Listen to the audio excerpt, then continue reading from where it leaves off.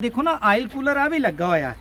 आ भी एक oil cooler ही है लेकिन आ देखो ना ਇਹਦੇ ਵਿੱਚ ਆਇਲ ਕੂਲਰ ਦਾ ਸਾਈਜ਼ ਕਿੱਡਾ ਹੈ ਪੂਰਾ ਜਿਸਮ ਕਿੰਨਾ ਹੈ ਇੰਨੇ ਜਿਸਮ ਦੇ ਅੰਦਰ ਤੇਲ ਕਿੰਨਾ ਹੋਏਗਾ ਔਰ ਐਸੇ ਦੇ ਵਿੱਚ ਤੇਲ ਵੀ ਹੈ ਔਰ ਪਾਣੀ ਵੀ ਹੈ ਉਹ ਠੰਡਾ ਹੋ ਰਿਹਾ ਠੀਕ ਹੈ ਹੁਣ ਇਹਦੀ ਨਿਸਬਤ ਜਿਹੜਾ ਅਸੀਂ ਖੁਦ ਆਇਲ ਕੂਲਰ ਡਿਜ਼ਾਈਨ ਕਰਕੇ ਲਾਇਆ ਹੈ ਤੋਰੇ ਆ ਪਾਈਪ ਦੇਖ ਲਓ ਆ ਪਾਈਪ ਕਿੰਨੇ ਮੋਟੇ ਪਾਈਪ ਹੈ ਔਰ ਸਟੀਲ ਦੇ ਪਾਈਪ ਹੈ ਇਹਨਾਂ ਦੇ ਅੰਦਰ ਕਿੰਨਾ ਤੇਲ ਆਏਗਾ ਔਰ ਇਸ ਸਾਈਡ ਤੇ ਤੁਸੀਂ ਆ ਜਾਓ ਇਸ ਆਇਲ ਕੂਲਰ ਦੇ ਵਿੱਚ ਦੋ ਟੈਂਕੀਆਂ ਹੈ ਜਿਵੇਂ ਰੇਡੀਏਟਰ ਦੀਆਂ ਟੈਂਕੀਆਂ ਹੁੰਦੀਆਂ एक आ थल्ले वाली टैंकी है एक आ उत्ते वाली टैंकी है दो टैंकी है आयल कूलर दिया और फिर आयल कूलर दी टैंकियां भी लोहे दी है इन्हां दे विच जेड़ा तेल आ जांदा तकरीबन 2 ਤੋਂ 2.5 लीटर आ जांदा वो तेल इत्थों हवा च इस टाइम जांदी है टैंकियां च भी ठंडा हुंदा और दूसरे नंबर ते आ जेड़े पाइप्स है वो कापर दे है और कापर दे बरीक पाइप है इन्हां चों जिवें तेल गुजरदा ठंडा हो जांदा हुण लोग कहंदे आ जी आयल कूलर दी जरूरत क्यों देखो दुनिया दे जितने इंजन बने हैं जिन्ने इंजन बने तुसी खुद चेक कर लो या उन्हां दा चैंबर अलमूनीयम दा होएगा या उन्हां दा चैंबर बरीक पत्तरी दा होएगा फोर्ड दा ते बरीक पत्तरी दा ते गड्डियां दा ते अलमूनीयम दा हार्वेस्टर दा ते अलमूनीयम दा जिथे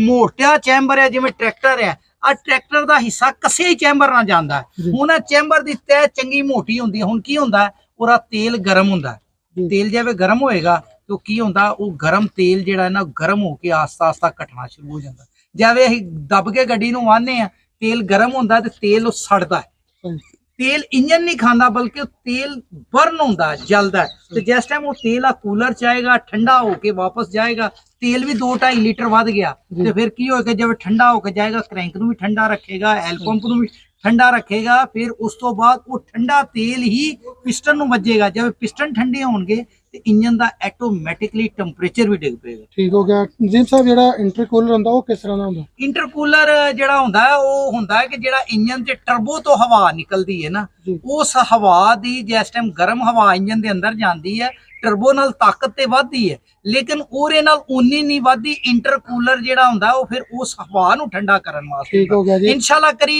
जिंदगी च अल्लाह ने सेहत दित्ती ते फिर भी अल्लाह ने मौका दिता रब ही करवांदा काम इंशाल्लाह करी लोगां नूं मन्नू उम्मीद है बड़ी अल्लाह दे घर तो इंशाल्लाह जिमीदारां नूं असीं करी इंटरकूलर भी ट्रैक्टर बना के देंगे ठीक हो गया जी बाकी ये आयल कूलर है इंटरकूलर वाला भी बने ਇਹਦੇ ਨਾਲ ਟਰਬੋ ਤਾਂ ਨਹੀਂ ਨਾ ਇਹਦੇ ਨਾਲ ਟਰਬੋ ਨਹੀਂ ਲੇਕਿਨ ਟਰਬੋ ਵਾਲਾ ਵੀ ਟਰੈਕਟਰ ਸਾਡਾ ਮਾਡਲ ਜਲਦ ਆ ਰਿਹਾ ਫਿਰ ਉਸ ਤੋਂ ਬਾਅਦ ਅਗਲੀ ਸਾਡੀ ਜਿਹੜੀ ਹੋਏਗੀ ਨਾ ਉਹ ਇਹ ਬੜੀ ਸਾਡੀ ਸੋਚ ਅੱਗੇ ਤੱਕ ਐਡਵਾਂਸ ਤੱਕ ਦੀ ਹੈਗੀ ਹੈ ਲੇਕਿਨ ਹਜੇ ਜਿਹੜਾ ਨਾ ਸਟੈਪ ਬਾਈ ਸਟੈਪ ਕੰਮ ਹੋਣਗੇ ਕਿਉਂਕਿ ਸਾਡੀ ਕੰਪਨੀ ਛੋਟੀ ਹੈ ਸਾਡੇ ਵਸਾਇਲ ਮਹਦੂਦ ਹੈ ਸਾਡੇ ਕੋਲ ਉਹਨਾਂ ਖੁੱਲਾ ਡੁੱਲਾ ਪੈਸਾ ਨਹੀਂ ਹੈ ਅਸੀਂ ਛੋਟੇ ਯਾਨੀ ਸਟਾਰਟਿੰਗ ਚ ਠੀਕ ਹੋ ਗਿਆ ਲੇਕਿਨ ਇਨਸ਼ਾਅੱਲਾ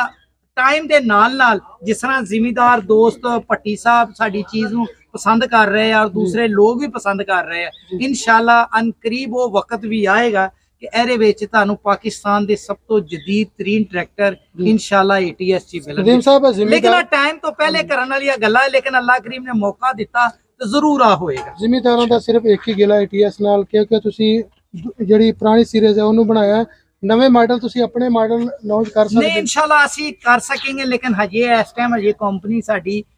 ਸਟਾਰਟਿੰਗ 'ਚ ਹੈ ਕਿਉਂਕਿ ਦੇਖੋ ਇੱਕ ਬੱਚਾ ਪੈਦਾ ਹੁੰਦਾ ਹੈ ਤੇ ਉਹ ਇੱਕ ਦਿਨ ਦਾ ਹੁੰਦਾ ਹੈ ਜਾਂ ਇੱਕ ਸਾਲ ਦਾ ਹੁੰਦਾ ਤੇ ਉਹ ਕੀ ਕਰ ਸਕਦਾ ਹੈ ਤੇ ਸਾਨੂੰ ਤਾਂ ਇਸ ਕੰਪਨੀ ਨੂੰ ਪੈਦਾ ਹੋਏ ਸਾਲ ਵੀ ਨਹੀਂ ਹੋਇਆ ਜੀ ਬਿਲਾਲ ਸਾਹਿਬ ਤੁਸੀਂ ਦੱਸੋ ਟਾਈਮ ਦੇਖੋ ਸਾਲ 6 ਮਹੀਨੇ ਦੇ ਵਿੱਚ ਸਾਡੀ ਅਚੀਵਮੈਂਟ ਕਿੰਨੀ ਹੈ ਇਹ ਕਿਹੜਾ ਖੂਬਸੂਰਤ ਜ਼ਿਆਦਾ ਹੈ ਅਚੀਵਮੈਂਟ 6 ਮਹੀਨੇ ਔਰ ਕਈ ਲੋਕ ਬਿਲਕੁਲ ਖਾ ਕੇ ਕਹਿੰਦੇ ਜੀ ATS ਹੈ ATS ਵਾਲਾ ਟਰੈਕਟਰ ਨੀਵਾ ਹੈ ਆਪ ਮੇਲੇ ਵਾਲਾ ਉੱਚਾ ਹੈ ਤੇ ਦੇਖੋ ਅੱਜ ਮੈਂ ਮੈਨੂੰ ਨਹੀਂ ਸੀ ਪਤਾ ਲੇਕਿਨ ਅੱਜ ਦੋਨੋਂ ਖੜੇ ਹੈ ਤੁਸੀਂ ਖੁਦ ਦੇਖੋ ਕਿਹੜਾ ਉੱਚਾ ਤੇ ਕਿਹੜਾ ਨਹੀਂ ਖੂਬਸੂਰਤੀ ਕਿਹੜੀ ਜ਼ਿਆਦਾ ਨਹੀਂ ਲੰਬਾਈ ਕਿਹਦੀ ਜ਼ਿਆਦਾ ਲੰਬਾਈ ਤੇ ਉਹ ਹੀ ਹੈ ਸਹੀ ਲੰਬਾ ਉਹ ਹੈ ਲੰਬਾ ਵੀ ਉਹ ਉੱਚਾ ਵੀ ਉਹ ਹੈ नहीं दसो ना भाई इनदे केड़ी मतलब खूबसूरती ज्यादा थी इनदे काम में ठीक है नहीं वो ते चलो हर बंदे दी अपनी अपनी सोच नहीं वो खुले नदीम साहब देखो ना खुला जिड्डा मर्जी मोटा बंदा बह जाए ते वो बड़ी सीट रेंदे ते जिंदा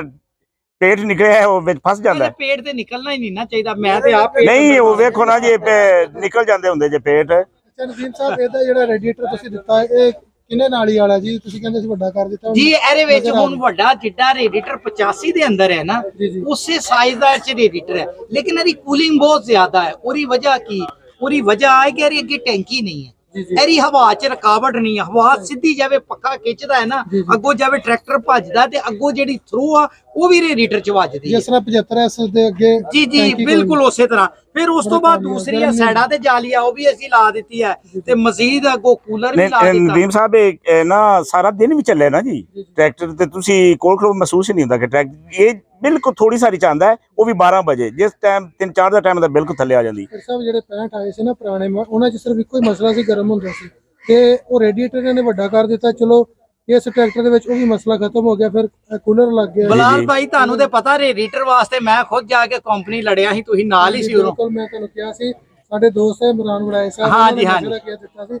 ਉਹਨਾਂ ਕਿਹਾ 65 ਨੂੰ ਸਿਰਫ ਇੱਕੋ ਹੀ ਮਸਲਾ ਆਉਂਦਾ ਸੀ ਜੀ, ਲੇਕਿਨ ਅਗਰ ਉਹ ਮਸਲਾ ਇਸ ਟਰੈਕਟਰ 'ਚ ਹੋਇਆ ਫਿਰ ਮਸਲਾ ਨਹੀਂ ਇਹ ਗਰਮ ਹੁੰਦੇ ਹੀ ਨਹੀਂ, ਬਿਲਕੁਲ ਵੀ ਨਹੀਂ ਗਰਮੀ ਕਰਦਾ। ਉਹ ਚੀਜ਼ ਨੋਟ ਕੀਤੀ ਹੈ ਤੇ ਫੌਰਨ ਇਹਦਾ ਰੇਡੀਏਟਰ ਵੱਡਾ ਅਸੀਂ ਫੌਰੀ ਤੌਰ ਤੇ ਪਹਿਲੇ ਟਰੈਕਟਰ ਦੇ ਉੱਤੇ ਚੈੱਕ ਕਰਕੇ ਔਰ ਟੈਸਟ ਕਰਕੇ ਫੌਰੀ ਤੌਰ ਤੇ ਕੰਪਨੀ ਨੂੰ ਫੀਡਬੈਕ ਦਿੱਤੀ ਕਿ ਆ ਚੀਜ਼ ਤਬਦੀਲ ਹੋਣੀ ਚਾਹੀਦੀ, ਔਰ ਯਕੀਨ ਜਾਣੋ ਜਿੰਨੀ ਜਲਦੀ ਅਸੀਂ ਫੀਡਬੈਕ ਦੇ ਰਹੇ ਹਾਂ, ਅੱਜ ਜਿਹੜਾ ਤੁਹਾਡੇ ਕੋਲ ਆਉਣ ਦਾ ਮਕਸਦ ਹੈ ਆ ਫੀਡਬੈਕ ਵਾਸਤੇ। ਨਹੀਂ ਮੈਂ ਦੱਸਦਾ ਨਹੀਂ ਪਿਆ ਕਿ ਪਿਛਲੇ ਇਤਵਾਰ ਫੋਨ ਕੀਤਾ ਨਦੀਮ ਸਾਹਿਬ ਕਿ ਅਸੀਂ ਆਉਣਾ ਸਰਵਿਸ ਕਰ, ਮੈਂ ਕਿ ਜੀ ਚੱਲਿਆ ਨਹੀਂ ਟਰੈਕਟਰ, ਤੁਸੀਂ ਅਗਲੇ ਇਤਵਾਰ ਨੂੰ ਆਇਆ ਅੱਜ। ਇਹਨਾਂ ਮਗਰ ਚੜ ਕੇ ਮੈਂ ਬਾਹਰ ਫੋਨ ਕਰਦੇ ਰਹੇ ਨੇ। ਠੀਕ ਹੋ ਗਿਆ ਜੀ। ਤੇ ਬਾਕੀ ਜੀ ਹੁਣ ਟਰੈਕਟਰ ਨੂੰ ਥੋੜਾ ਜਿਹਾ ਸ਼ੁਕਰ ਇਹਦਾ ਵੇਖਦੇ ਆ ਤੇ ਬਾਕੀ ਚੈੱਕ ਕਰਦੇ ਆ ਜੀ ਕਿਹੜਾ ਟਰੈਕਟਰ ਖਿੱਚਦਾ ਹੈ ਜੀ, ਫਿਰ ਵੇਖਦੇ ਆ।